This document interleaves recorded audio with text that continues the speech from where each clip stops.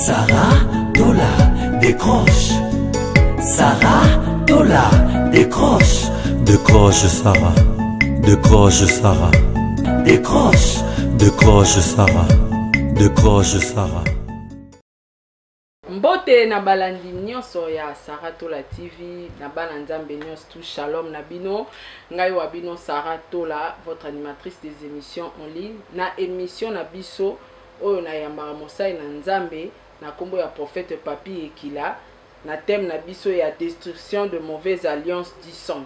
Et sous thème na biso ya lelo ezali la puissance de la prière qui détruit les ennemis. Alors nazanga morote naza toujours accompagné na prophète Papi Ekila et puis na docteur Patrick. Sans plus tarder, Gucci Sinda derrière la caméra, Funguela biso caméra. Bonjour prophète Papi Ekila. Ah, bonjour maman Sarah Tola. Bonne santé. Oui, quand on se montre en Angolo, Nzambe tout ça. En tout cas, merci beaucoup. Na profité pe na pesa mbote na papa na biso docteur Patrick. Bonjour. Bonjour maman Sarah Tola, Mokonzi. Ah, yo balisi Mokonzi. Mokonzi. Ah, merci beaucoup. Et ça prophétie, bonne santé. Santé très bien par la grâce de Dieu. En tout cas, na sepeli ko yamba bino sus na plateau na biso. Merci Tony plateau makasi mingi. Merci papa. Mosakoli tozali bongo na bana nzambe ebele bakolanda biso e ya mboto bande émission na biso tokosenga na yo ofungolela biso plateau na losambo. Oui, la ligue banda, nous sommes Zolanda biso tokanga miso. Nzambe to peso merci na bande d'émission pour pesi biso ngolu ya rozonga lisu na mikola lena liboto bazolanda. Mole mon sang toujours contrôle maloba na biso na liboto bazolanda baba ko connecter ba bika bolamo na yo na kombo na Yesu. Amen. Amen. Amen. En tout cas bana nzambe de partout dans le monde vous Rolanda biso tozalaki na bino na veillé oyo esungi bandeko ebele esungi mabote ebele bandeko bapesaki ba requête na bango tosalaki veillé et na mokolo ya samedi passé. En tout cas makambo malamu eza ko continuer na kati ya chaîne na biso ya Sarah Tola. Nalingi na beta sete na likamoko ndeko na ngai yo mutu zotala nga. Yo mutu na ba problème en particulier na Sarah Tola. Ozana ba problème na yo na Sarah Tola. Sarah Tola azana chaîne na ye, azana espace na ye oyo mutu nyonso tu alingi alekisa image asa la publicité na ye. Yo mtozo talanga, yo mtozo zwa occasion ya ba problème na yo yebi ke solution nango ezali fo nzamba sunga yo intervenir na vie na yo. Mosali na nzamba zali wana, mais kotala te mosali na nzambe po asala ke mission na Sarah. Peut-être lipamboli na yo pe délivrance à vie na eza na nzela ya prophète Papi Ekila kotala Sarah te Sarah zo sa musa na enenge pasteur alobaki mukolo wana pasteur asombi espace na eza mwa sete na beti pona bandeko ebele bako beti mamba baku ngana mosai na nzambe te eza chaîne nanga eza musa nanga ngana koyambaka mosai na nzambe. En tout cas pasteur to pesio maloba prophète Papi et bana nzambe bako landa yo message nino eli biso lelo. Ouais, message na ngolo lelo ezali ya koyebisa bana na nzambe ke eloko eleki lo sambo ezati. Amen. Bitumba nyonso bomona na vie na yo bolonga ngo ozalaka mutu ya mabolongo. Amen. Na webisa pe bato ndenge nazonga ndenge lobi oyo eza chaîne ya télévision nga nasombi espace na nga yo oza journaliste oza na koyambanga mpo nalobela bato bolamu ya nzambe babika bato balomona te neti ke Sarah Tola soki yo oza journaliste osala mosala mpe eza chaîne na yo nga nasombi espace na nga oyo na mpona kopambola bana ya nzambe eza azar te nzambe asali ke mama ozolanda nga papa olanda nga kokipe makambo mosusu okipe makambo ya Yesu Masiya oyo bazolobela po ete ekangolaka peut-être à travers makambo yango nzambe apermettre tokutana po ete bolamu ya nzambe ekotela yo ndo nalobela bato force ya prière ndenge nini esalaka na vie ya moto bato ebele baza koeshue lelo parce que bayebi dimension ya prière te nayebisaka bato prière eza prière na prière yana bato mosusu basambelaka ne mais esambeleli yango eza ndeni bamosusu fo balakisa nini basambela. Donc papa prière ezala na ba dimension. Oui, prière eza dimension na dimension. Prière eza yo ko sambela ka pe na sambela. Mais nga nzamba ya lolinga na 2 minutes, yo beti pe 6 mois. OK. Mais oui, na ko la sabino makama onde ngezali. Nalingi doka na zanga moko ti dozana docteur Patrick. Ouais. A bete la biso na Daniel chapitre 6. Daniel chapitre 6. Doka na verset 1. Daniel chapitre 6, je lis au nom du Seigneur. Amen. Darius trouva bon d'établir sur les royaumes 120 satrapes qui devraient être dans tous les royaumes. boye kumu Darius amoni malamu ete atia bayangeli to ba gouverneur savante bipa ebiso o esengelaki bakonza babongisa kibokumu. Il mit à leur tête 3 chefs au nombre desquels était Daniel. Ate na mitu ya bato misato o bazali pe bakonzi influent kasi likolo na bango ezalaki Daniel, afin que ces satrapes les rendissent compte et que les rois ne souffrent d'aucun dommage. Natine te ba gouverneur wana bape sakaroi basango ya bamboka natine te roi anyoko mate. Daniel surpassait les chefs et les satrapes. Daniel aleka ki bakonzi na ba gouverneur wana na mayele parce qu'il avait en lui un esprit supérieur. Pour être na kati na ye azalaki na molimo ya nzambe ya likolo, et les rois pensaient à l'établir sur tous les royaumes. Pe mokonzi amonaki malamu atia ye a konza bamboka nyonso. Je veux dire une chose. Les gens ne savent pas. C'est ce que je viens de dire ici. On peut être tous des intercesseurs. Mais tous les intercesseurs ne sont pas les mêmes. On peut être tous des prophètes. Mais chacun a sa particularité. La Bible dit ceci. Les rois. Il a pris le sentiment d'établir les gouverneurs. Parmi les gouverneurs, Daniel était là-dedans. Mais en Daniel, la Bible dit qu'il avait l'esprit supérieur en lui. Ça veut dire que non, on peut être tous des serviteurs de Dieu. Mais tu vas voir que l'on a une dimension supérieure que tu ne peux pas imaginer. Comment le roi a établi des satrapes, mais ses yeux étaient braqués sur Daniel. Il y a d'autres personnes, quand ils donnent la décision à une personne à 12h, à 17h, il y a une solution. Raison pour laquelle je m'adresse aux personnes. Oh non, je suis passé par de grands pasteurs, mais il n'y a pas question de nom ici. Les noms qui se passent, tout nom, c'est le nom de Jésus-Christ. J'ai besoin que le personne, à vous qui me suivez, tu as tant prié, mais par quelle dimension? Tu as entré dans des choses de Dieu, mais dans quelle dimension? Dans le monde spirituel, il y a des dimensions et des niveaux. La Bible dit clairement ici, le roi a choisi les gens afin qu'il établisse. Il a choisi aussi des gouverneurs. Mais on a dit que non, Daniel était au-dessus. Qu'est-ce qui a poussé que Daniel puisse être au-dessus? Cela veut dire qu'il y avait d'autres dimensions. Tu peux sortir dans votre famille. Vous tous, vous avez un même style. Mais toi, tu vas les surpasser. Pour que tu surpasses le niveau, il faut que tu sois un homme de prière. Toi, tu peux prier pendant 1 heure du temps. Mais l'autre va prier 2 heures. Mais vous tous, vous avez prié. L'autre peut faire 3 heures du temps. Par exemple, moi, le prophète, je commence à partir de 23h jusqu'à 4h du matin. Ma vie est consacrée. Je mange une seule fois par jour. Si je mange le matin, ou soit je mange le soir, c'est fini. Il y a d'autres personnes qui mangent 3 fois par jour, selon lui. Quand il va prier et que non, il ne voit rien, il va dire que non, le prophète... Mais je dis bien. La Bible dit que le roi a établi des gouverneurs. Il travaille aussi dans des provinces afin d'envoyer aussi des nouvelles vers les rois. Mais comment pour Daniel on dit que non, il avait l'esprit supérieur. Mais eux tous là étaient des gouverneurs. On peut être tous des pasteurs, mais on est différents. Chacun sait comment il cause avec Dieu. Comment il a conclu des alliances avec Dieu. Raison pour laquelle je dis à beaucoup de gens, depuis que j'ai commencé à passer sur Sarah Tola TV. Mais toi, Dieu permet à sorte que tu nous suives pour tes problèmes, mais toi tu joues. Pourquoi tu joues? Oh non, zappe cet homme, ce garçon. Oh, Sarah insulte, injurie les gens. Non. Non. Sarah est journaliste. Sarah, c'est une journaliste.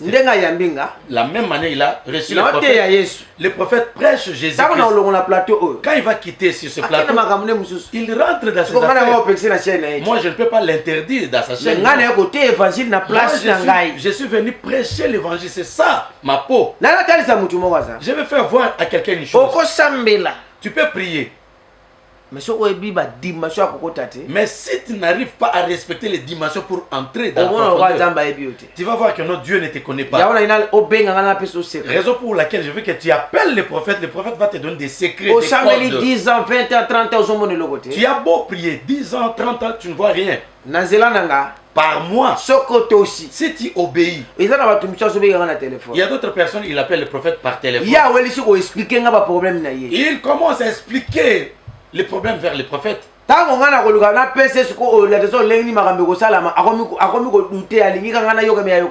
le prophète va commencer à lui donner des orientations pour que ça marche bien, il ne veut pas. Cependant, le prophète l'avait écouté religieusement. Je vais dire une chose. Peut-être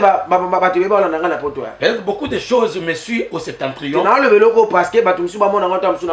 Je dis ces choses parce que je ne sais pas, peut-être beaucoup de gens croient que non, je suis pauvre. Je ne suis pas un prophète quémandeur. Dieu m'a visité depuis.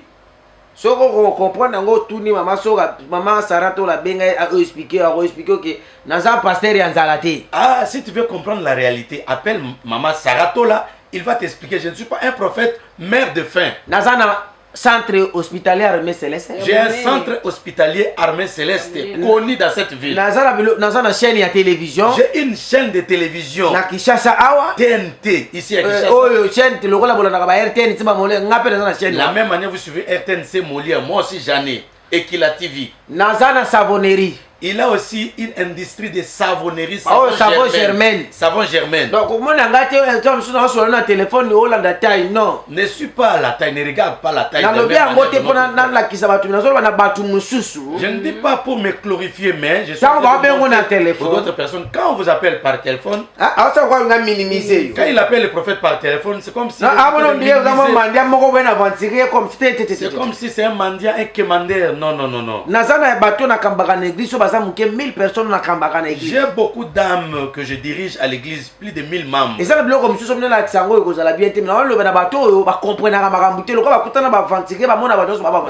y a beaucoup de choses que le prophète détient. Il ne peut pas toutefois faire la publicité ici. Il y a d'autres personnes.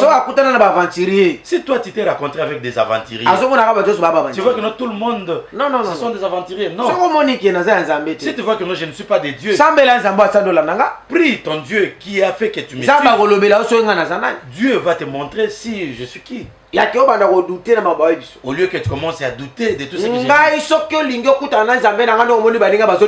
Moi, si tu veux rencontrer mon Dieu pour que tu témoignes aussi comme les autres,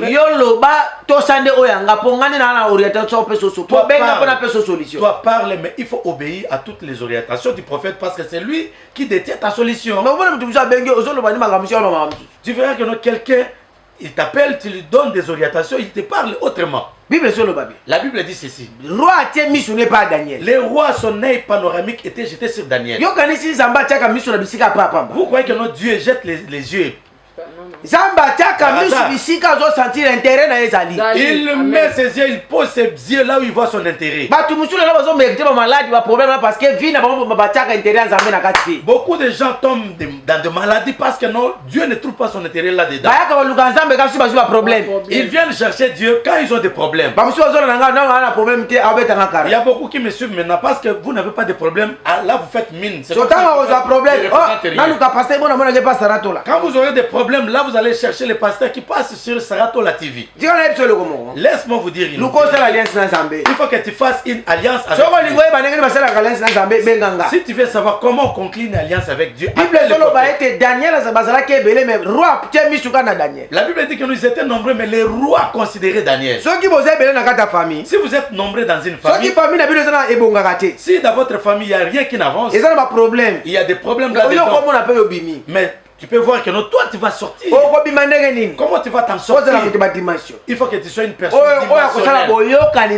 Il faut que tu saches conclure l'alliance avec Dieu. C'est lui qui a conclu l'alliance avec Dieu.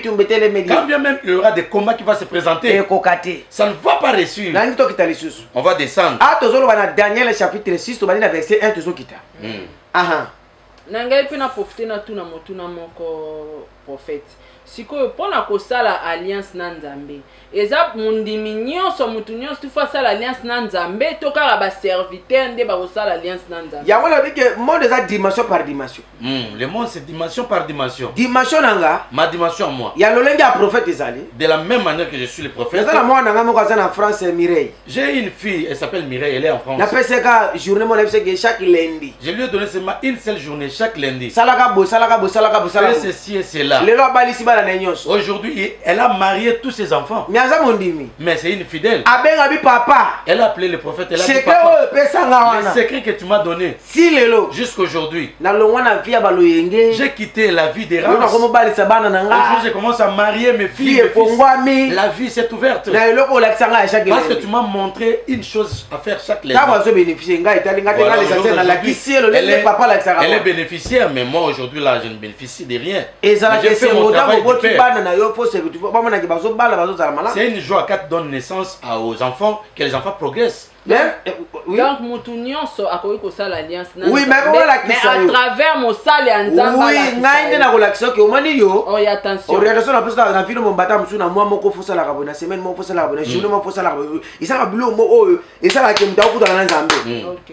Oyo Nzambe ebi ke na air boy déjà na yokana mwana ngato solo laka. So li kambe komele papa, bato beneze bilo ko ba osanga mwana.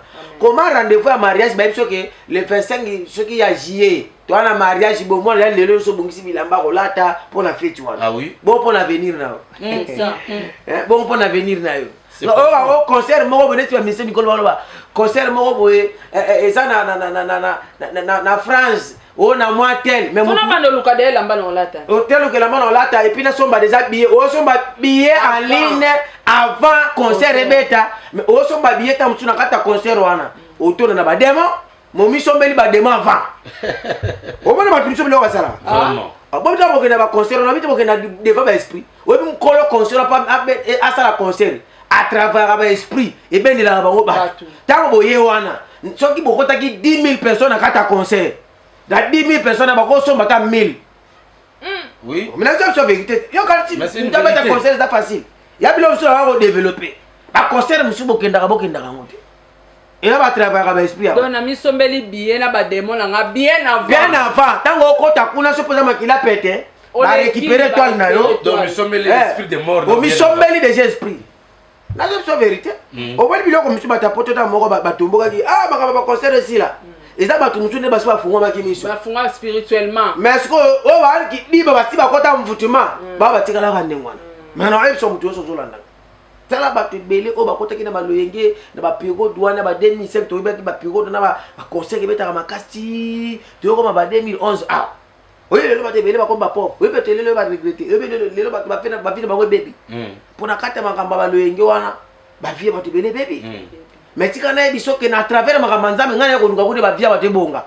Ko Yesu akoya lelo aye akuche de so obongani. Amen. Oza na kata ba distraction te.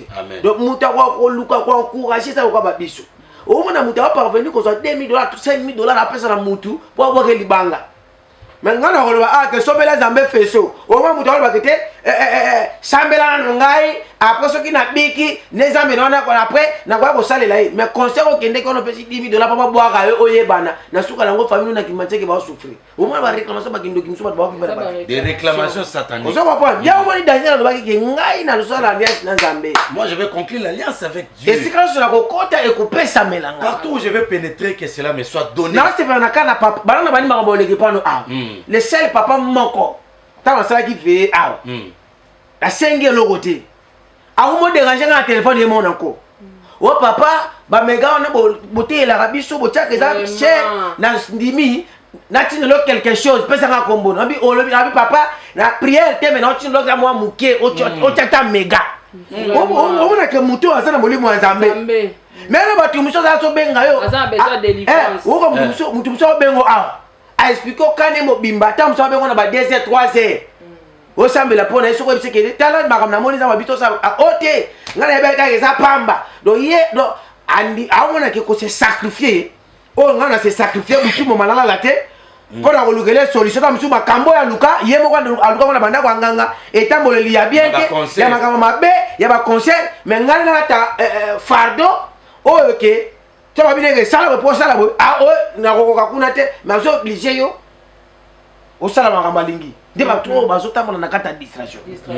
me bato bayebi makambo ya nzambe akoloba awa fona kota makambo ya nzambe mpo nzambe asani epuis moto aza na molimo ya nzambe baforsaka ye te epuis moto aza na molimo ya nzambe soki alobi likambo efa kokisa yango me eza na bato mosusu azobenga azoloba likambo na 12 heures alobi makambo mosusu na 17 heures achange makambo totaka likambo ya Daniel Tokomi na verset 4.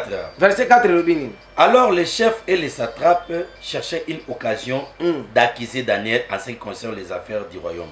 Ba satrape, ba gouverneur wana, na ba chef, ba komi ko luka likambo po ba funda Daniel na makambo etali gérance ya bokonzi. Soki azo yiba mbongo, tozo sala mabe. Nini esali po luka ndengo wana? Qu'est-ce qui s'est passé pour que ça? Parce que l'esprit de Daniel est supérieur. Parce que l'esprit de Daniel était supérieur. Bah remarquez que mon konza comme Daniel ils ont constaté que non, les rois aimaient beaucoup Daniel. Le secret de Daniel les alakini. Mais le secret de Daniel c'était quoi? Vie na yo faut un secret. Mais il faut que ta vie ait un secret. Ko réussir ya mutu. La réussite d'une personne. Élévation ya mutu. L'élévation d'une personne. Ko bala ya mutu. Le mariage d'une personne. Ko bonga ya mutu. L'avancement d'une personne. Guérison ya mutu. La guérison d'une personne. Un secret moko. Il faut que tu aies un secret. Bango ba yeba ki secret Daniel ti. Et il ne savait pas le secret de Daniel. Bato musu ba ko kende ko Ils ne pourront rien parce que toi tu as un secret. Pourquoi yo abundisa ko tongo midi poko bazozwa yo? Pourquoi on te combat le matin le soir et on t'attrape? Pour Bible dit que ba gouverner ba sangani. La Bible dit que les gouverneurs étaient réunis pour ba lu okita Daniel. Pour humilier Daniel. Et ana bato bele bozo nanga. Il y a beaucoup de gens, vous me suivez là.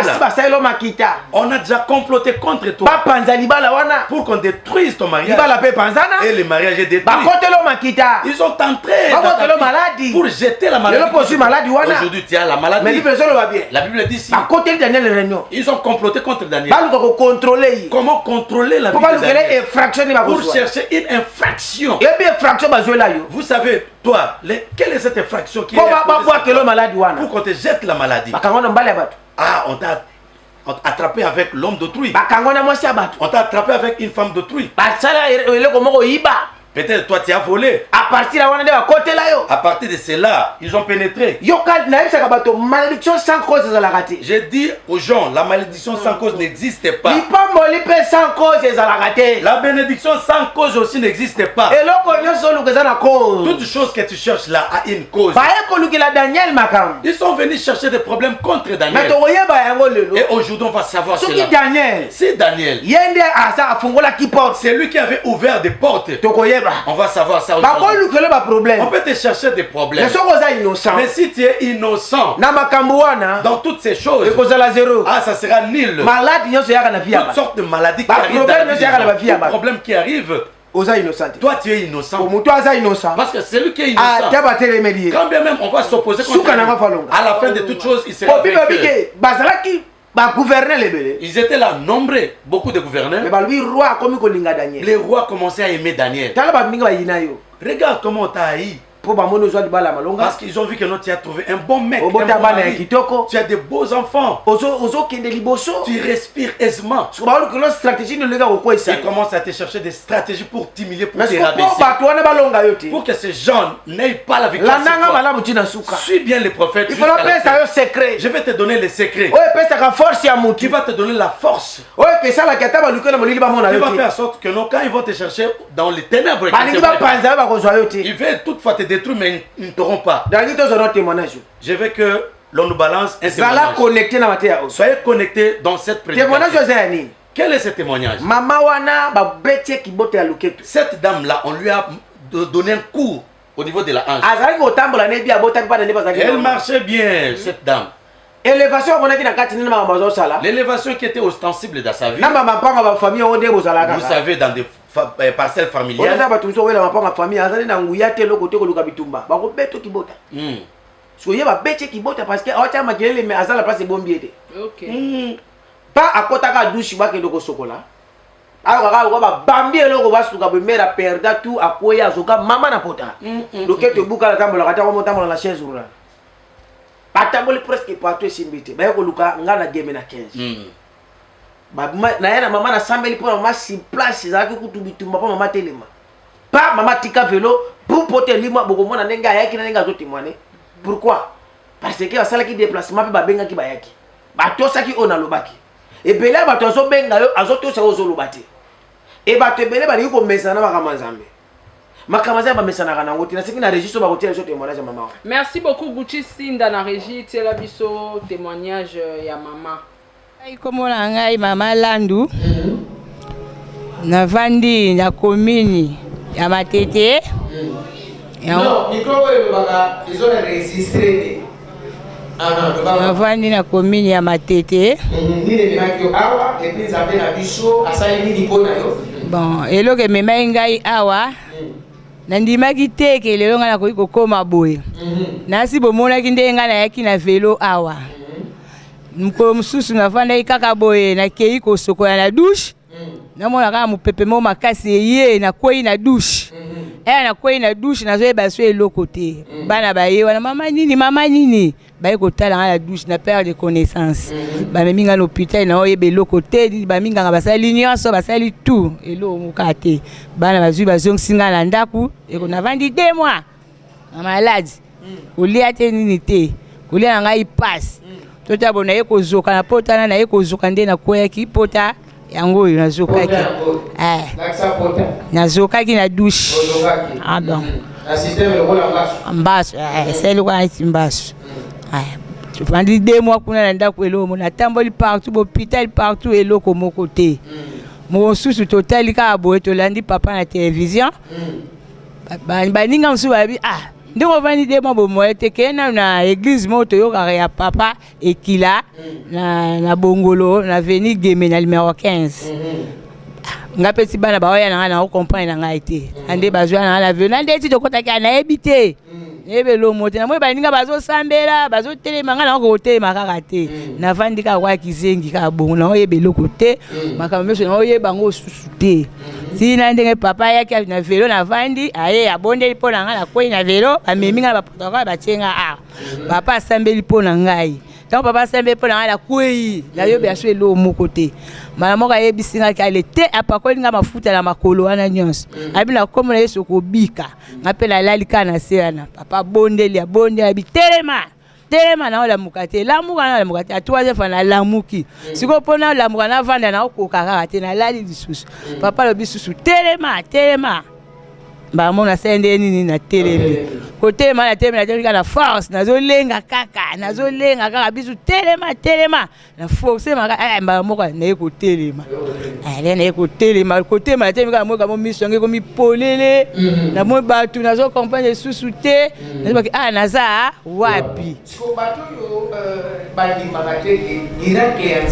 bon yango wana lobi nakoyebisa bango bandeko lokola boyebike miraka nzambe bondimaka te ke ezalaka me mpo na ngai namoni ezali bino mpe bandeko na ngai oyo bovandi awa soki ka oyo ekweli ngai soki ekweli mpe bino bondima mpo oyo mpe aza ya nzambe yango nakumisi oyo papa ministère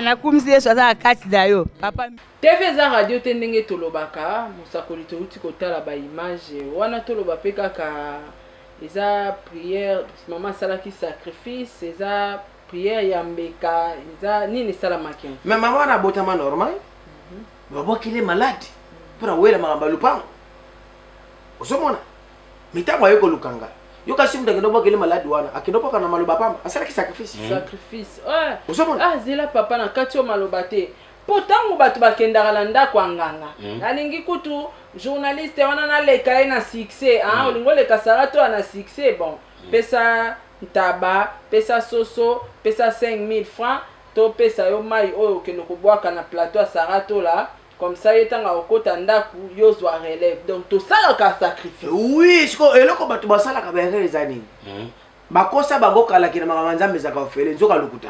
Ok. Makambo nzambe ezaka ofele te. Mutu oyo akendeki na ndako nganga mpona kodétruire foyer na mobimba famille na mobimba akende na maloba te asala eloko. Yo ntango ozoya mpo tola na monde ya force contre force, puissance contre puissance. Yo kolongola force mosusu na sentiment ya bokolo mokili kuta longola force mosusu na sentiment te tokokoma place wana mais totala témoignage ya mama wana ye moko azotémoigne et puis batémoignage nyonso bomona oyo ya batémoignage ya bajeté oyo bomesana oyo ya batémoignage ya baresponsable baotala tai te baotala eloko nzambe atia na kati ya nzoto bato ebele bazomonaka ondire loko bapaster mo bongo nana baimage na kolakisa yango ata plus de 2000 témoignages oyo ngai natambolaka nango tile oyo bato nako bana olekisa du jour au jour toya toolekisa yango kaka na badélivrance oyo bato baokangolama mama témoignage songi normal avant azafara su na matete eyala moto mosusu aza na ka ndenge wana me problème ezani oyebisa sala eloko boye ezala mpo na bolamu na yo aboyi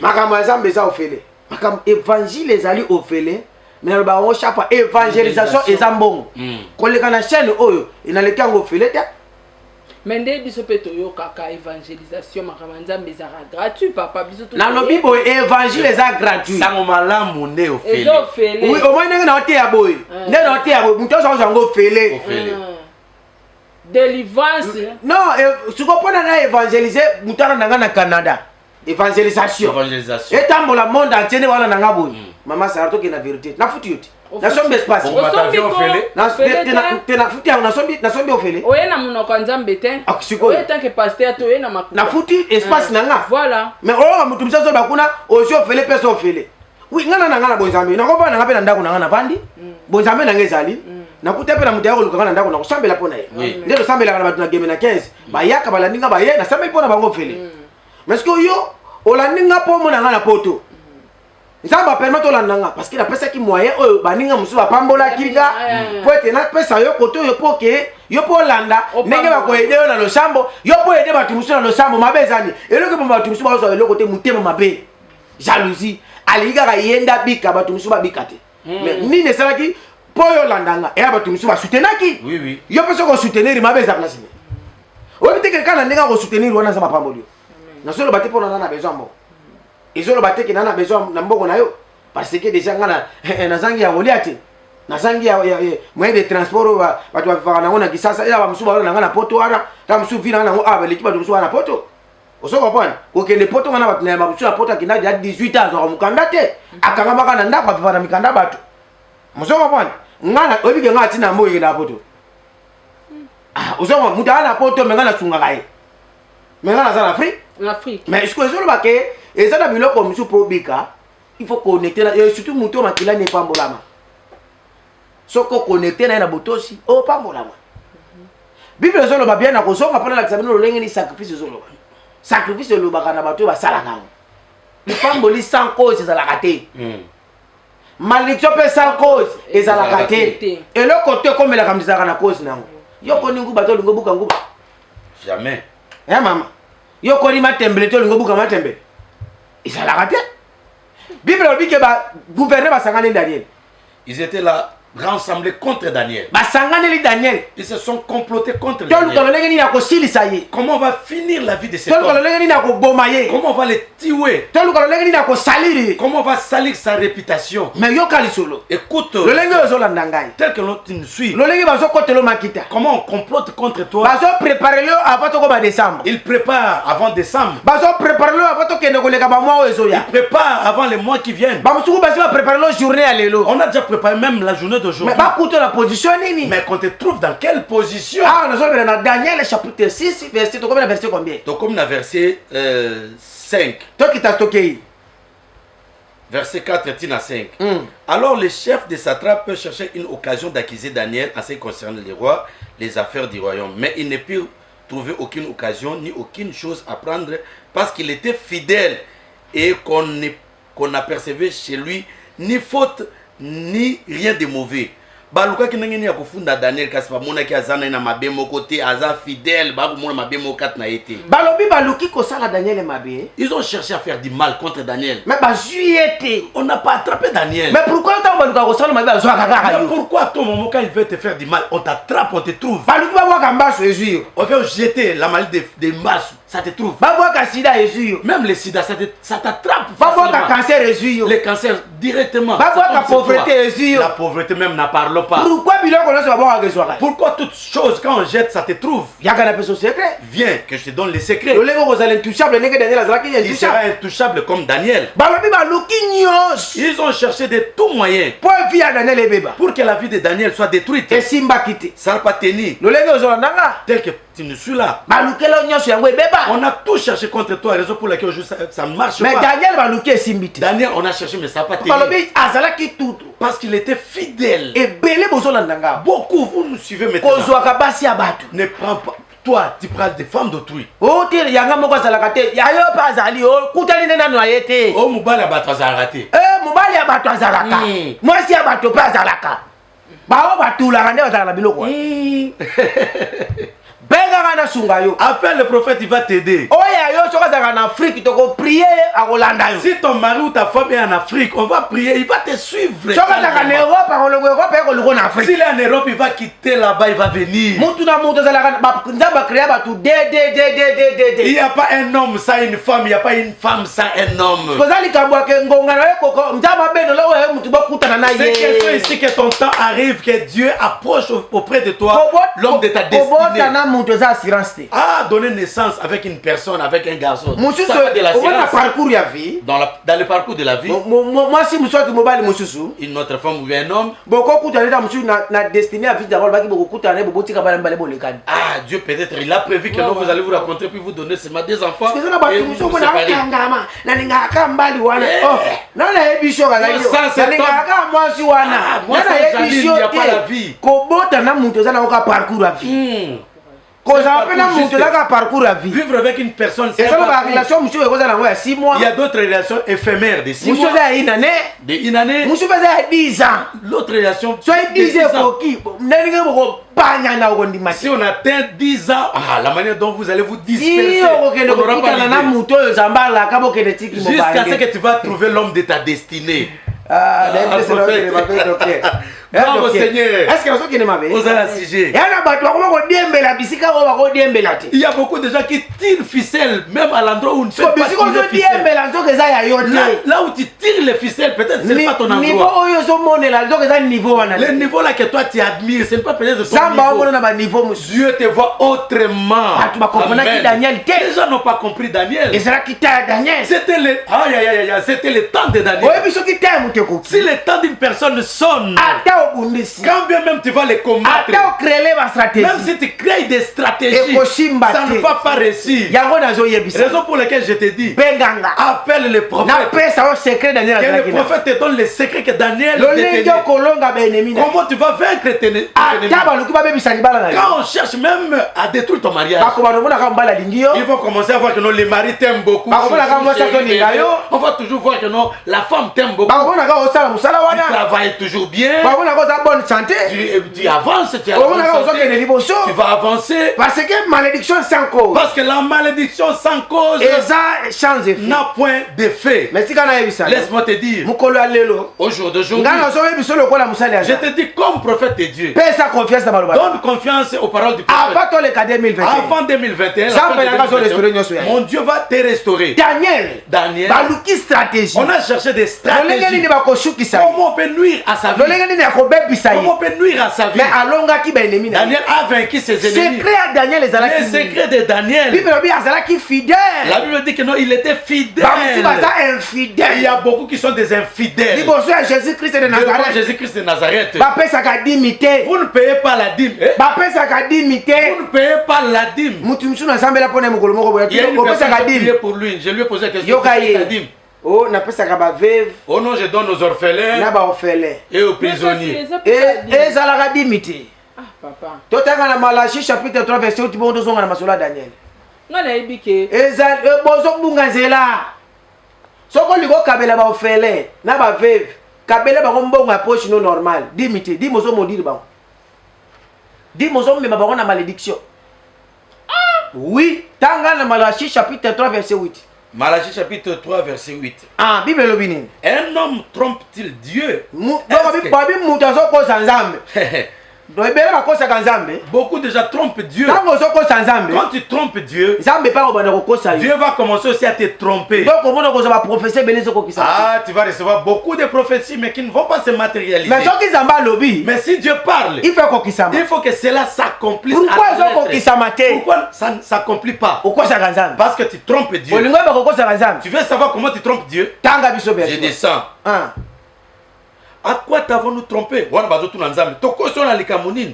Dans les dîmes et des offrandes. sikoyo oyebisa ngai yo oza chrétien Toi tu es chrétien. oyebi kosala baofrande te Toi tu ne connais pas comment on fait les offrandes. kopesa badimi te Comment on donne la dîme. mokolo nini nzambe akobundela yo Quel est ce jour-là que Dieu va prendre? o nzambe ebundelanga nzambe abundelaka bato ya makelele te Dieu ne peut pas combattre. okanisanga ke nasungaka baofele non mama na ngai ezambeka te bénédiction eza bénédiction te landanga nazo ke eloko moko base ya lisolo eza place C'est ça la base de balobi l'histoire. pesa dime mpe pesa na baofrande tozokita nano esili te Ah, c'est pas encore fini. soki ke tokiti elebi opesa baofele ngai nakozwa ta 500 dollars na kabeli yo ok kande naza soki balobi ke topesa baveve nakokozwa ta 1000 na peso sikoyo ok naza natie mbongo awa je na devant plateau soki ke bambongo bozwa bopesa baofele ngai nazotanga yango sikoyo 1000 napesi yo seke oza na droit mais soki eza bongo te okolekisa ngai émission ofele mais tozokokana deja mais tozokende vérité donc tangela biso Malachie chapitre 3 verset utelobi nini Nazokita, vous êtes frappé par la malédiction et vous me trompez la nation tout entière. Bobeta mina bilakil mabe, bino mboka mobimba. Apportez à la maison du trésor toutes les dîmes. Bon me mananda ko ya nzambe, badim na bino nyonso. Balobi yango memango na baofele te babe memango na baveve te na ndako ya nzambe na ndako ya nini ya nzambe siko yo memaka yango wapi ndo omoni bozokende kobulungana na kati ya mabulu ti ezokende baproblème Raison pour laquelle vous vous êtes embourbé et que vos vies ne progressent pas. nga nayebi ke bato bele bato ebele na bandeko ebele oyo balandanga sara biso tolingaka soki kopesa bapaster bambongo te bapaster bescro bambongo na biso tame tosunga baveve na baorphelin eza mpe bénédiction ke osunga mama na ngai mama aza nzambe ya baorphelin yokanga na explike eloko moko totekendaka na makambo ya kotengama te naoloba pe tende na oteya be mama moko atindelanga te soki aza konveke otindelanga atindi na tie na église babi pesa yango na ndako ya nzambe nano esili te tookita lisusu nzela bozala presse te naotalisa bato bazobunga nzela bazoyeba te kokabezaka volonté omoni oyo bazooblige La donation c'est une volonté. ate bazooblige mutu nyonso ayebi yesu masiya aza oblige fasala yango C'est une loi. D'ailleurs, on donne des offrandes, mais on paye la dîme. babi ofutaka dime Voilà, payer la dîme, c'est obligatoire. un dixième ya salaire omoni tofutaka bampako ya leta ndenge mpe bozaka na poto kuna soki bisiko oza bafutaka bino mpako ya leta ndenge mpe nzambe po mpe moza nango eza ya nzambe nzoto otambola nango eza ya nzambe makambo nyonso osalaka eza ya nzambe Pour Dieu, nyonso osalaka eza ya nzambe tout ce que tu fais, na c'est pour misala na yo même ton travail, po ematali pour bien que ça monte bien. il faut olongolaka pare ya Il faut que nzambe tu prélèves la pourquoi part nzambe de Dieu. alingaka olongola yango Pourquoi Dieu aime qu'on les ebima prélève? ozo reconnaître Cela veut dire que tu reconnais nyonso oyo nazwi tout ce que moi j'ai. moto apesi nga eza nzambe Celui qui m'a donné cela, c'est Dieu. nazongisele moko nazomi Oui. po Que je multipliele lui nga rembourse Amen. un dixième. yo avec une multitude. ntango ozopesa na église Quand tu donnes à l'église, longola makanisi kozopesa paster enlève dans ta tête que tu donnes au pasteur. yo lobaki nazopesa yango na Il église faut que tu dises que je donne ah à la balobi maison de mema na Dieu. ndako ya nzambe Apportez cela à la maison de Dieu. tomona kake naopesa prophète ekila 1000 $, un dixième ebele bo aenvoiema nango mais sikoyo soki olobi ke opesi nga $1000 na mvwami nango siko nga soki napesa mutu $20,000 naoyebisa omoni sikoyo baose distraire donc fo tolongolaka na mitu na biso ke nazopesa mbongo pa paster kopesaka pa paster te awa balobi pesa na ndako ya nzambe mutu yango aza na ndako ya nzambe aza mokambi neti ngai naza mokambi ya armée céleste olobi nazopesa 10 na ngai na nzambe ya armée céleste basoutenir ngai na bapriere nzambe ya papa ekili akota makambo nanga amen ozopesa ngai te pour ceux qui n'ont pas la comédien mango nga opesa te ozo pesa ngo ndenge makomi elobi selon les écritures. eza pona bolamu na yo Mais c'est pour ton bien. eza pona ngai Ce n'est te pas pour les prophètes. Daniel baluka ki liwana ye On a cherché la mort de mais Daniel. azalaki na secret ya Mais liboso il avait un secret primordial. secret ya liboso eza makambo etali dimi C'était la dîme, il était fidèle. ndeko koza losambelaka mingi te Tu peux beau prier. Je ne sais nga na pas. bapoliticien bele na moko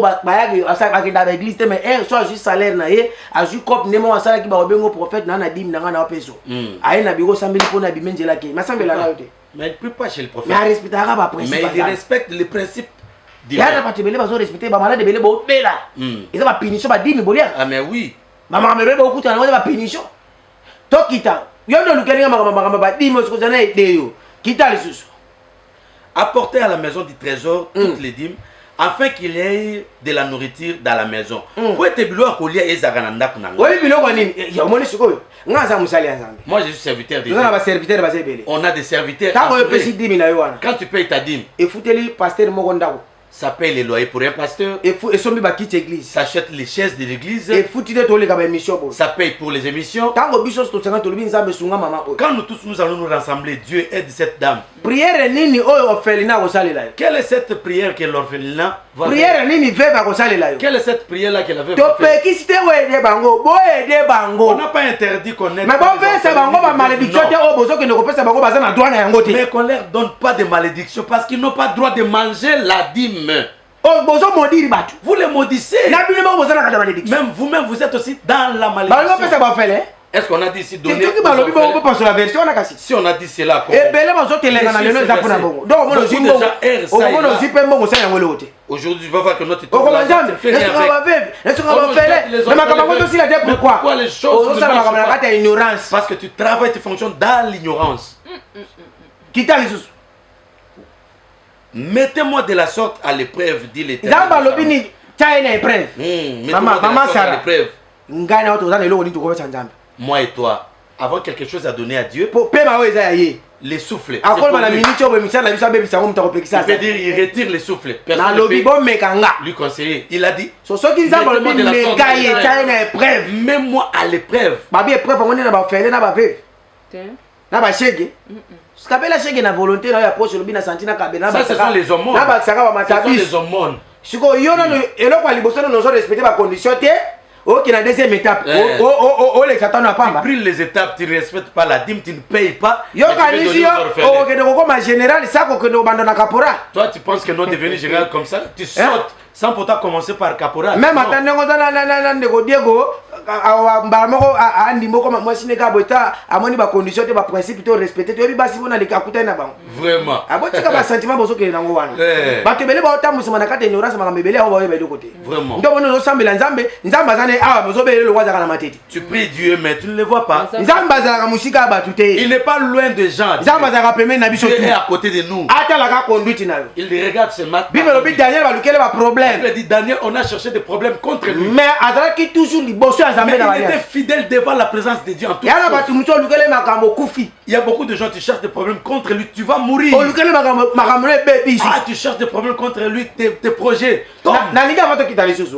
Avant qu'on descende, batiela biso na deuxième témoignage On nous balance un deuxième témoignage. biso deuxième témoignage eza mutuna moko ebongo papa na bato oke balobaka basala mingi mpona basali na nzambe bapesa badime bapesa baofrande basala basacrifice mpona église ya nzambe mais makambo na bango emarcha te siko problème na biso eloko moko bato ebele bakoma kopesa eloko atikali nango na calcul okay. longola esprit ke soki opesi eloko komona te kopesi paster moni opesi yango nzambe Amen. pesa charge wana na tikeli yango nzambe ta mosusu biloko oyo osala wana soki okufa mosu okufa kala mais apartir makambo osala ewe tikoloza mapema opema wana bato bazalaka na facilité balingaka bamonaka likambo boye ela biloko mosusu oyo eza bafungoli miso omona makambo elekelaka ovie chaque jour minute seconde oyo nasala boye namona te loko ozalaki na besoin eloko moko esalama loko esalami te mais oyo kutu nzambe asali ta mosu omona yango te oyebi yango te osoloba ntango bopesaka bato te bopesaka na cadre ya nzambe Amen. donc oyo nakoloba réponse yango wana merci beaucoup Gucci Sinda balancele biso deuxième témoignage oyo ya mama na biso abotaki mwana na position ya mabe parce que preuve yango naza na ye na maboko nazalaki na complication makasi ya kobota mais koya toyaki awa solution ezwamaki. Kindoki nyonso yo oza na nzoto na ye olingo komplike kobota na ye libele moto ebanda kokota bana na mutu libumu mpe makolo kaka miniti oyo napesi mitindo nyonso ya mabe opération banda kosala maka miniti oyo nyonso ya mabe etika nzoto na ye nyonso oyo bozokana likolo ya nzoto oyo ebima nalobi ebima na maladie pe liboso na belaki toyaki retrouver solution kaka esika oyo. Pour le moment toye lisusu awa ka mpona problème ya maladie mpona yebi ke place oyo solution ezwamaka. Oyebisa bato oyo baza na tembe esika nyonso eza kondima nde ebikisaka. Soki baza na kondima na bango ke soki toke pa prophète baye koluka solution bakozwa solution. Baya bazonga simate babanga te baya bakoyokana kaka. Merci beaucoup na Régine te lobara TV za radio te to uti kolanda témoignage ya mama na biso oyo asemaki asalaki sacrifice oyo ezalaki na badute ebele mosali na nzambe ayebisaki epesa mbongo na yo ya opération okobota sans opération et mama na biso mobali na ye asemaki mbongo wana abotaki bongo sans opération. Papa, avant de passer aux paroles, il y a la biso vraiment témoignage oyo. Est-ce que oko yebisa biso secret il y a sacrifice? Parce que to moni maman oyo, mobali na sali sacrifice andima ki malobo. Sacrifice pe ya bitumba. Andimi sacrifice wana pesi azumbongo ya opération césarienne a pesi et puis moi na botami. Est-ce que oko yebisa biso pe secret à sacrifice? Oui, sacrifice est très important. Papa on a moi sine babala na 10 ans babota ati. Bayo lukanga na sambeli pona bango masa juzeni et comme moi ça qui ndeko bota et comme problème ça tena zaka soko bete na gauche atika ka bitumano kite akoluka oti na suka et comme ke bakende ko opérer mwasi balingi bakende hôpital pona bakende na opération na mwasi mulimu nzambe moko epsi mobile te to leki pa passer la sambeli ala toke poto ke ba opérer mo tango ba ye mbala mo papa moi si nanga ya pasa ko bota za me azo bota te ba fi opération po moi na za posa bien te sinon moi ça a okufa na bisi a okufa te na osale opération sans cicatrice pesa mbongo opération o te bon mon imagine nga to discuter na papa devant fou l'église mo ba batondi pesa mbongo te papa débat e bandi débati bato église ba papa Zemozu na église. Le quoi la bangamango suit ça on a l'église. Pesa na biso soki kaka opesi nga mbongo opération. Soki na lié ke ba opérer moi sina zonga ofundanga. Bakanga ngai parce que na bomisi moi sina yo et puis ba opérer. Pesa ezaki débat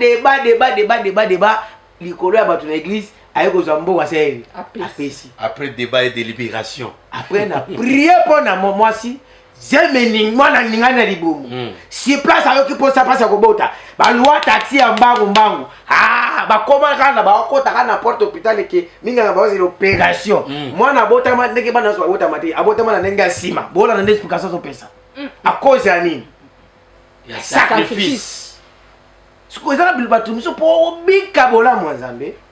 Po bitumba wana olonga yango faut ça sacrifice sacrifice muso la batindi kona makasi te conscience no moko faut ça même ate okena ndako nganga pozwa solution selo banganga faut ça apeka sacrifice oui siko mabeza la soki muto za na eloko te o basi ndana eloko te to ko aider yi po azana yango te nzamba ibi pe kazana nzamba ibi kazana yango te mais na batu musu mais batu musu mena ke azana yango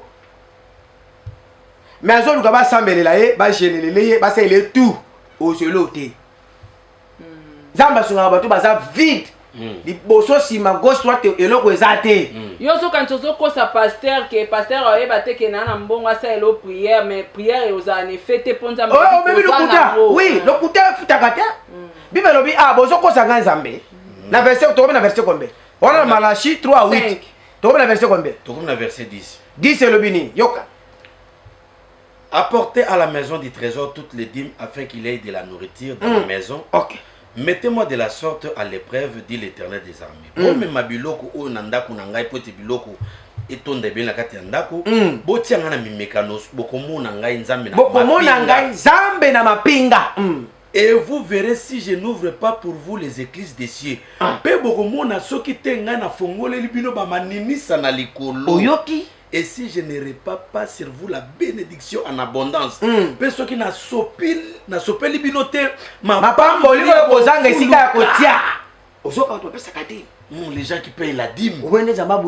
Tu vois comment Dieu verset 11. Verset 11. Pour vous, je menacerai celui qui dévore. Pour Nabino, nakobundi sabato bazo yiba bino bako tobola bino. Baba zo bundi sabino. Siko yo yebisanga nzaba obundi lono ndeni intérêt nezala na kata bozina. Quel est l'intérêt de Dieu dans tout ce que toi tu dis? Ce qui concerne ozo so babiye à $200, 200 euros. Mais au cause de la volonté de bien abenga musala nzambe oyo émission là les gars passe rato na futa ata $1000. Allez kaka pote ya kabiso azula biso ta espace moko chaque dimanche. Bazate. Musho sala ka famo na basa ile miracle nika moni muninga témoigner et puis miracle. Et belé bazo benga nga aw.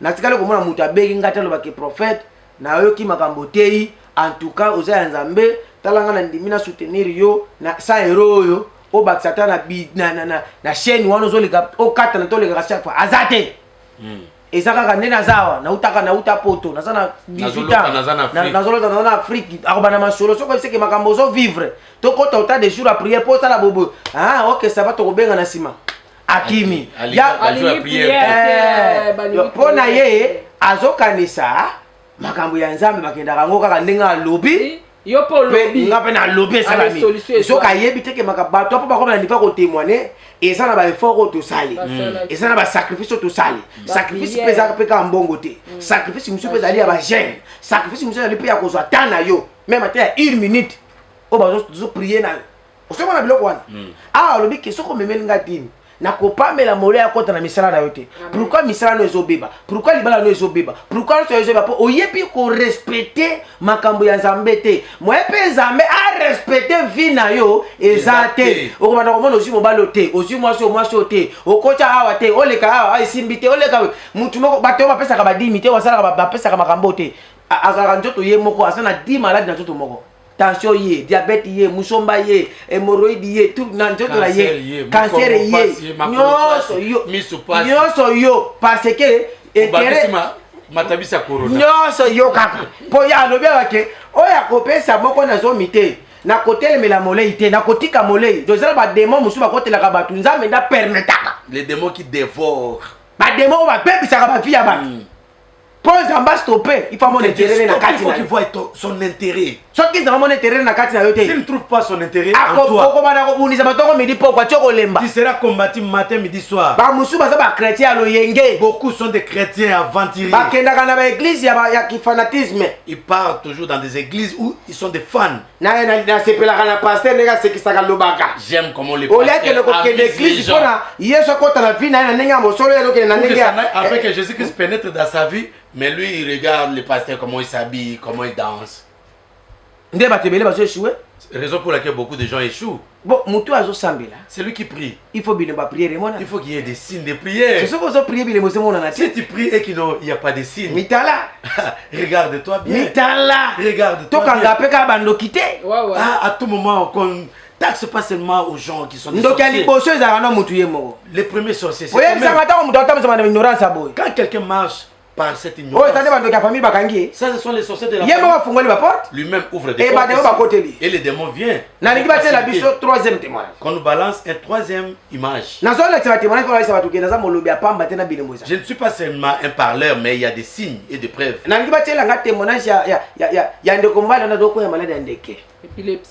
Épilepsie. Garçon moulaï de Gohan. Andi maranga kututa na TV. Mais lelo nazela délivrance. Mutasala kepe sacrifice. Ezaki yete mama quartier. Mama quartier da zuya biyo ko kwa kabana ndeko. To ki ne pas pekila. Afutela sacrifice moi ça la ya $10. Allez papa na sana mboko te mama baby. Mais mwana o na mwana yeka na quartier na lingi oyo osunga biso. Mwana o abika. Asalika ofande ya $10 na likolo ya share. Na sima na 100,000 pour na pesi munde kombali. Épilepsie na loba mingi te mokalo. Merci beaucoup. Na régie bochela biso image ya ndeko na biso mobali oyo akoya ka malade ya ndeke. Abandaka kokoya malade ya ndeke. Kutamba akangola ya amen. Tolanda.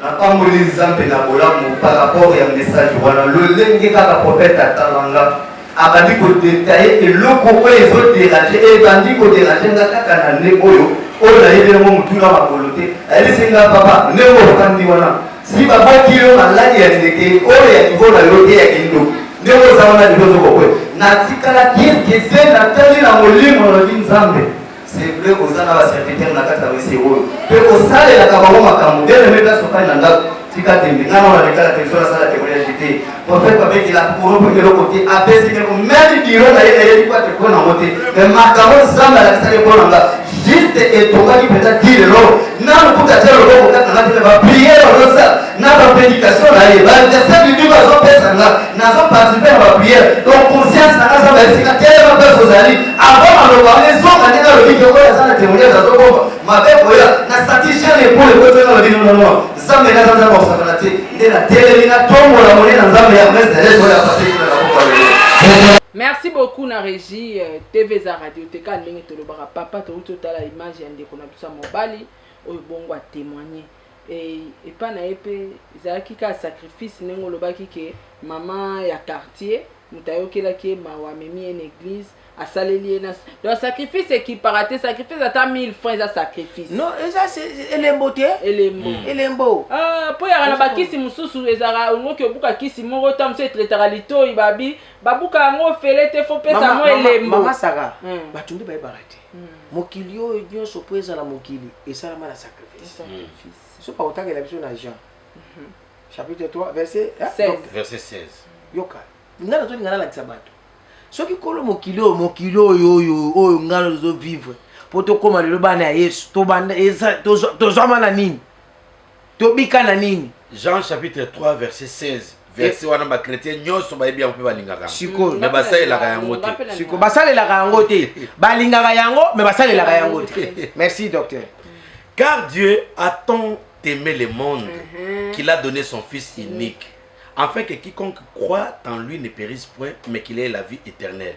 Lokola nzambe alingaki mokili na ye makasi nde apesi mwana na ye kaka moko ya likinda na ntina ete moto oyo akondimela ye akufa te kasi azwa bomoi ya seko seko. Oyoki mama Saka? Tu as écouté maman Sarah? J'ai dit à tout moment aux gens, Zambe atindi Moïse. Dieu a envoyé Moïse. Esimbite. Ça part ici.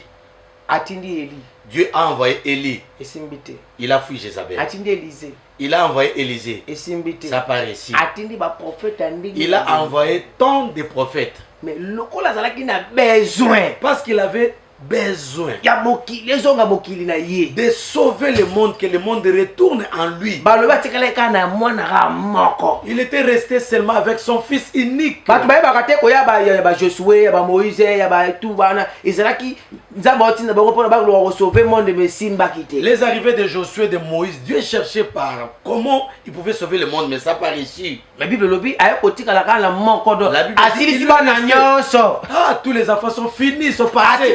Il lui reste seulement un seul fils unique. On appelle Jésus-Christ de Nazareth.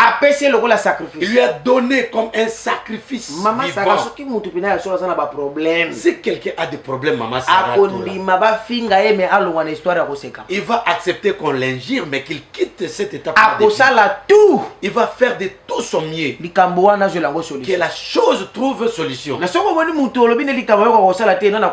quand tu vois que non, une personne, tu lui donnes des orientations, il n'arrive pas à accomplir. Quand Dieu a aimé le monde, il voulait que le monde retourne à lui. Il a offert son fils comme un sacrifice pour qu'il retrouve dans sa position initiale de sa divinité. C'est lui qui a donné son fils. Il a sacrifié son fils. Oh,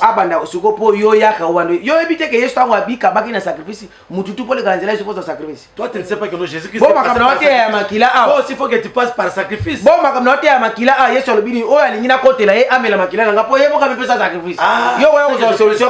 Comment ça?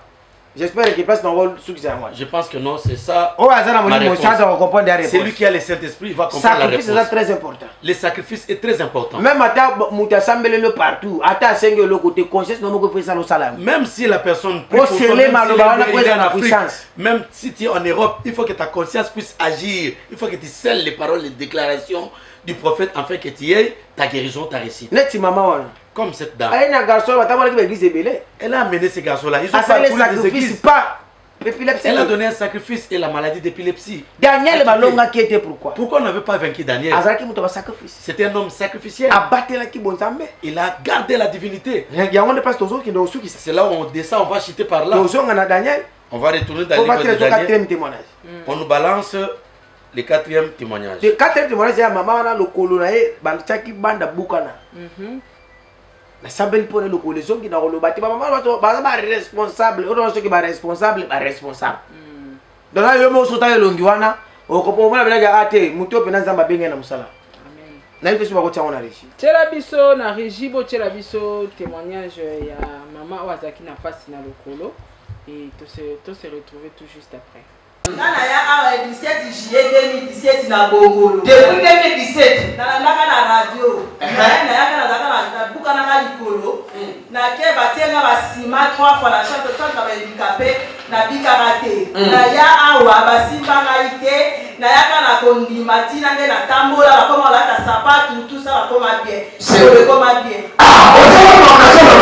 Merci beaucoup, nous sommes déjà de retour sur ces plateaux. Papa, tout le monde témoignage à maman Nabiso. Oui, on est ambassou. Non, maman wana yenda kina poema lokolo. Et bukanaki, azaki choc. Azuka kotambola te, aye na église et tout sambeli pona ye. Aso témoigner no mona témoigner wana. Bam na ngeza li batu ba respecter o na zuluba. Tango zozo unité na obenganga. Tango na koyoka yo. Il faut yoka ngaponga ni na solution, orientation na kopesa solution. Amen. Respecter. Tango respecter, comment on a la mazam. Batu bele bazubenga na sambela pona bango net papa mona prier pona ya pona malisu, esenga lisu ça va, papa mama musa makolo. Ya ba témoignage za mo ebele ba musuba lingana bango te, ba musuba ebani balinga te ba mingo na bango, et puis mana banini, mais azolo ba ki papa, za bazongi selo susu ya mingi, parce qu'il a permis ko landanga, mususu azola ndanga me, nzamba ala ki ala ndanga ngapo abenga zo solution, autaka tembe. Italie be mukola banda ko lukanga e ozala trop tard. De la sorte ça na batu, bacha elika na Yesumasia. Toi on va na Daniel, tu sois na verset combien? Toujours qui t'a comme na 12 siko. Tu m'as dit na Daniel chapitre 6 verset 1 tu quitte qui na comme na 12 et le béni. Puis ils se présentèrent devant les rois et lui dirent Baye ko pousse sur le bosso ya pumba lobinaye au sujet de la défense royale. N'as-tu pas écrit une défense portant que quiconque à l'espace de 30 jours adresserait des prières à quelqu'un Dieu ou à quelques hommes excepté à toi au roi? Yo loba kite que non moto nyonso tuna mikolo tuku misat oyo asala ba prière ne ezaka ipana yo et pas nzai mosusu te serait jeté dans la fosse au lion. Mutongo soka to c'était boka malibula bakos. Le roi répondit la chose est certaine selon la loi des Mèdes et des Perses qui est immuable. Kumwabi makambo ezaka bongo to signaki bongo kolanza mibeko ya ba Perse na ba Mèdes o ekabwana kate. Yoka. Wa ni Bible zolo ba. Bato balingi ko bodisa vie à Daniel. Les gens qui ont voulu combattre la vie de Daniel. Baluki na kindumba esimbite. On a cherché Daniel dans les pédicités, ça Ko paraît bakanga sûr. ezuite. Baluki na bobe esimbite. Ça paraît sûr. Mungu na soka zolandela mwana na Nzambe. Quand l'ennemi cherche un enfant de Dieu, Atika kate. il ne laisse pas Ti akokwesa yo. jusqu'à ce que non, il va te faire Ndeko tomber. yo zolanda ngai longola esprit ya kidiba. Toi qui me suis, enlève l'esprit de distraction. Tango zolala. Quand tu dors, Bango kuna bazolala ti. il se réveille, il On a prie, il invoque ba chrétien. les chrétiens. Soki nde yinde lié. S'il y a des problèmes qui lui accablent, Ndayaka. là il vient. Soka mone simbi. Quand ça réussit, Abosani ko samba. ah, il oublie la La prière. Bible zolo ba ah. La Bible dit ici, Malgré Daniel azali ko lekela bango. malgré que nos Daniel est surpassé, Bazo insister. ils insistaient. Ti ba les komi ennemis, pa roi. jusqu'à ce qu'ils sont arrivés vers les rois. Oui roi. Au roi, Na mobeko makila famille na biso. dans notre loi de notre famille, Na makila famille. selon notre famille, Ke na makila oyo. et que nous dans ce sang, Mutu akokoma ministre azati. personne ne peut devenir ministre. Pourquoi ya comme ministre? Pourquoi il est devenu ministre? toluka alongwa. Il faut qu'il quitte cet endroit. Na makila famille na biso. Dans notre sang. Mutu ako bala za. Personne ne peut se marier. Pourquoi Zuma bala malonga? Pourquoi il a trouvé un bon loi? Parce qu'il y avait des lois établies. Et la loi qui sont déjà établies. Na kati ya famille na dans notre famille. Pour que cela ne t'attrape pas. Il faut que tu sois une personne de prière. L'homme des genoux. Malgré. On voulait combattre Daniel. Mais il ne sait pas que notre Daniel, c'est un homme de genoux. Ah, Amen. Tu peux avoir des retours. Parce que la télévision de Daniel, la prédication de Daniel, on va encore jusqu'à la fin. Vous allez comprendre entre lui et ses ennemis, comment l'histoire. Laisse-moi te dire si tu veux vaincre les réclamations familiales, il faut que tu sois un homme de prière. Pas les prières de distraction, des prières dimensionnelles. Quand on te cherche, qu'il échoue, qu'il passe à gauche, poteau. Ils se sont complotés, ils ont fait un front commun. Si on regarde bien, Daniel n'avait pas ingéré. Ils n'ont pas besoin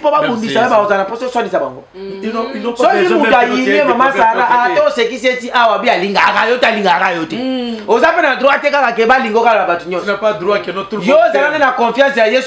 il faut que tu aies confiance à Jésus-Christ de Nazareth. Amen. En tout cas, merci beaucoup, papa.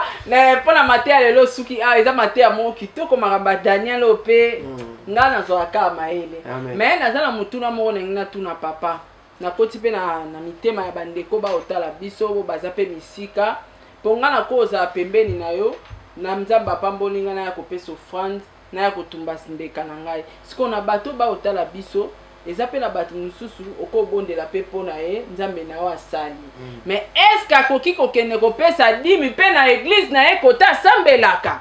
Ok, olobelo komoko très important. Mutu afungolo mémoire. Nde mutu bakangambaka naye. Amen. Mutu a aidé yo. Yo faut kangamba naye pour continuer ko aider lisusu. Amen. J'espère waza mukola accompagne manga. Merci beaucoup, merci beaucoup.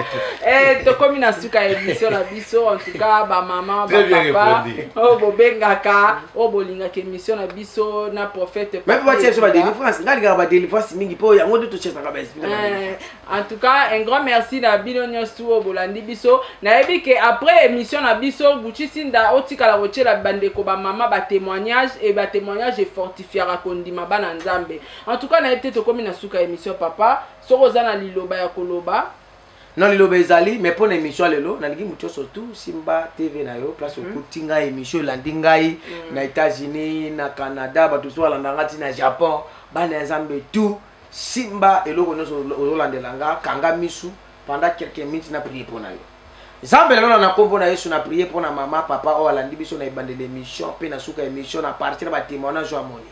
Simba mutema mutu nyonso za ba problème tango ko benga abona bolamu na yo Zambe na bengani esprit nyonso ya ténèbres o ivanda na vie ya mama o ya papa o ezotelemela ye et kweya au nom de Jésus c'est que te loboko nangu ya et localiser mama o papa jutana ya kolanda ngana ibandeli pe na suka pambola misala na ye fongola nyonso ye na kombo ya Jésus Christ de Nazareth tolobi amen amen tukutani susu awa me programme tolobaki ki tozobongisa ndenge nini tokobanda kosalela bino bakilte ya chaque dimanche une heure takaka tosali mpona bino kilte ya musika ya bato nyonso koza musika et puis tokei mais chaque fin ya mois tozozalaka na veillé nuit de prière oyo bato wana bato bele basengi donc chaque fin ya mois tokobanda koanonse bino na Sara to la TV mpona kosalaka émission direct benga appel bato bele basepe na système wana mais eloko nasalaki confusion sur dimanche na s'excuser na bato mosusu bazolanda biso na bosana ki jour wana kezalaki dimanche na ebisi bino mpo mama makila na bandako tokobenga na 12 zoka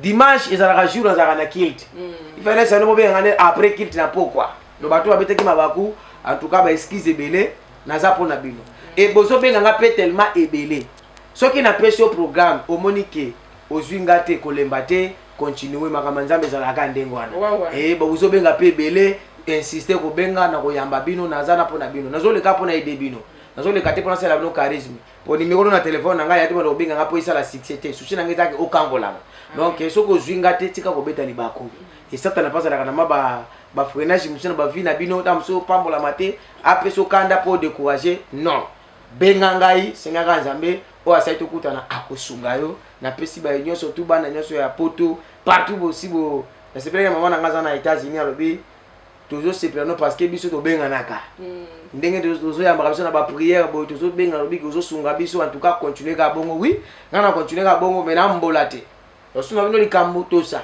na passer changanta te so lingwe ba lisolo na ngabia benga ta bandi ko na kisasa awa tuna ba prophète papier kila hein alors ça OK quand même na za mutu parmi ba tunakata kisasa na ndenge makambo ntambe nzambe apambola bino et tukutani ka awa na Saratola TV. Merci beaucoup Monsakoli et na okabana pena yo Dr Patrick na invité programme ezali programme na biso ya ba émission programme ya culte na été ce programme ezali opesa bana nzambe ba olanda biso. Merci beaucoup maman Saratola pour na émission kitoko na bien maman Mokonzi. Merci. Nzambe apambola yo. Amen. Tous en la 15e édition, il y a destruction des mauvaises alliances du sang. La ligne na martelé na lobaboy. Vision où il y a destruction des mauvaises alliances du sang. Ezali vision nzambe appelle ça prophète papier qui là. Au moins sur nzambe benyo il faut appeler ça vision, appeler ça parole. Tricherie, copie coller eza malamuté. Donc c'est une vision où ezali penza œuvre où nzambe appelle prophète papier qui là à se détenir, à y verset biblique, à y tic-tac, ce qui a sali, ce qui a bondeli, appelle ça orientation, ndé aux solutions. Bat monsieur sur babimi le gros na ba piraterie, ba éviter ndengini ko banda côté nini et ko suka côté nini. Na sengi na Hollande toujours message ba prédication, il y a prophète papier qui là sera béni. Ba programme na biso ezali boy. Tozali na kilt monene ya dimanche to bongisa pour na bino bato ya diaspora, bato internet. Et ko banozaka dimanche to fixer air to sala ba publicité ba spot et ko le kana Saratola TV boyeba to dénommer en boy. Dimanche banda semaine nanzambe. Tika mikumba et pas ya nzambe. Dimanche banda semaine nanzambe tika mikumba et pas ya nzambe. Obanda tika ba requête na yo. Ozo benga prophète ozo le kan direct. Ozo tika ba requête na prophète bonder pour nanga boy. Bonder pour nanga ina sa. Bona semaine obanda ka semaine malam. Sumukaki prophète nzambe na limisa ngai prophète ngi semaine ngi bana malam. Prophète avano bondela pe opambolam. Et toza na tourner monene o tozo nga to sala na Kishasa na Tsangu na Mwamba na Funa et puis na Lukunga pour na kolobela toujours destruction des mauvaises alliances du sang. Toza na 15e édition.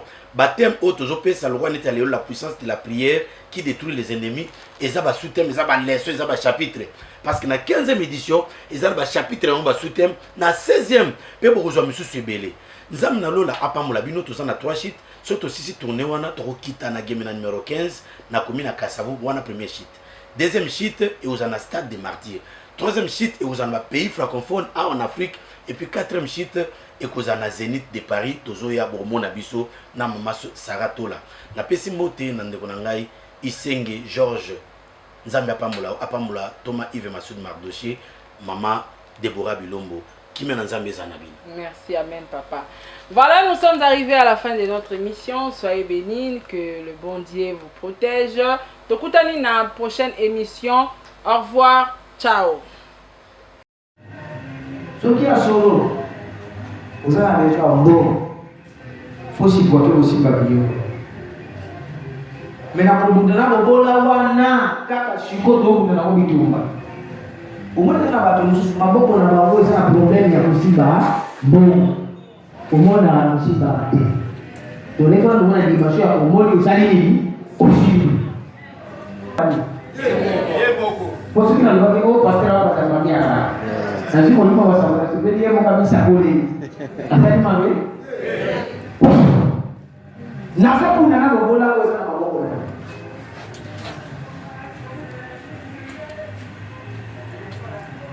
usa simba mama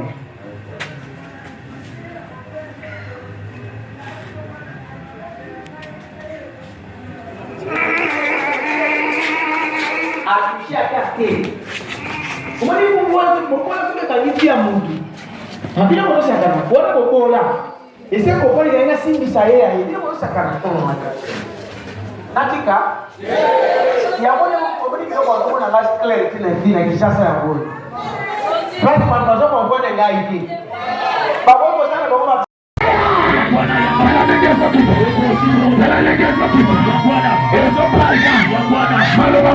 Banakokaka tika chotone tika bana wajo yoko motana to bele bana kubi okobima yona lo kangi vile nino sana kati naye baba pourquoi ça bolisa étoile naye botaki wa nini batepo mari de nuit botaki ango wapi botaki na limumu naye aliomba na kobi misango ale na temo to alipo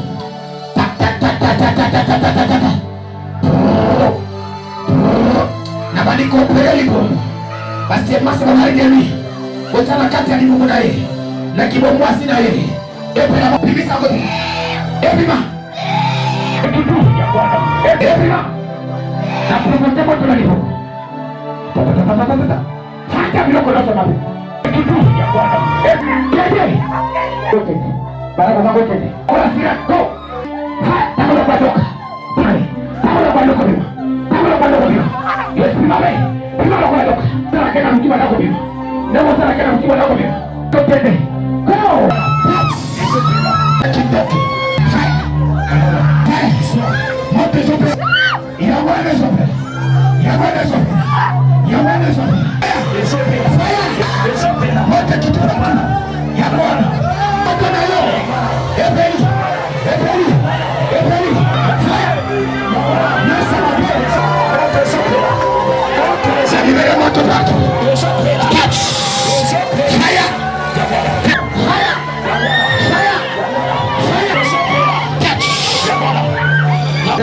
baba tala ni mokango tika soso fire fire